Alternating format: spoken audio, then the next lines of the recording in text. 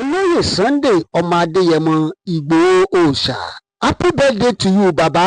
ìbàrẹ̀ o ìbàrẹ̀, happy birthday, long life and prosperity.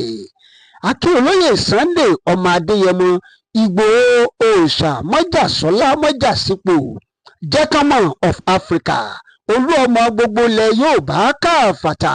mo kí ẹ olóyè Sunday ọmọ Adéyẹmọ.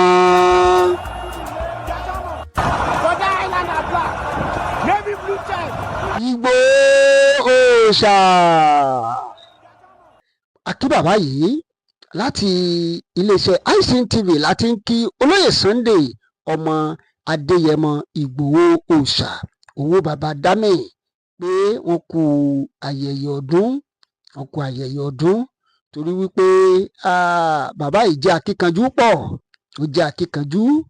àwọn èèyàn wọ́n sì nífẹ̀ẹ́ rẹ̀ púpọ̀, wọ́n nífẹ̀ẹ́ rẹ̀, ó náà dẹ̀ nífẹ̀ẹ́ àwọn ìran rẹ̀, ó nífẹ̀ẹ́ ìran rẹ̀ ò torí a máa sọ á ní ìyà ò gbọ́dọ̀ jẹ ìran òun mọ́, ìyà ò gbọ́dọ̀ jẹ ìran òun mọ́. ìdí nìyẹn táwọn kan ṣe ń pè é ní Ìgbòho Olódùmarè, àwọn kan ń pè ní ànábì tiwa.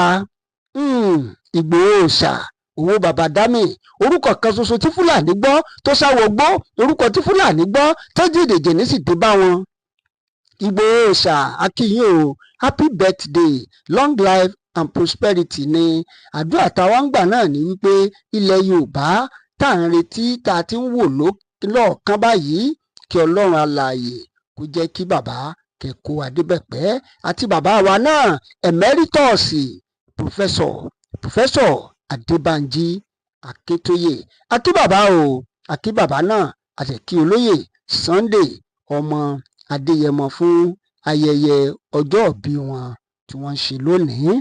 láti iléeṣẹ́ ICTV tó ń sojú gbogbo ọmọ Yorùbá nílé lóko láti ń kí olóyè Sunday ọmọ Adéyẹmọ Igboho Oosha, Igboho Oosha, Oosha, owó bàbá dámì, happy birthday, long life and prosperity. bàbá, ìgbà ọdún kan ni ẹ ṣe ọ̀pọ̀lọpọ̀ láyé o, àṣẹ.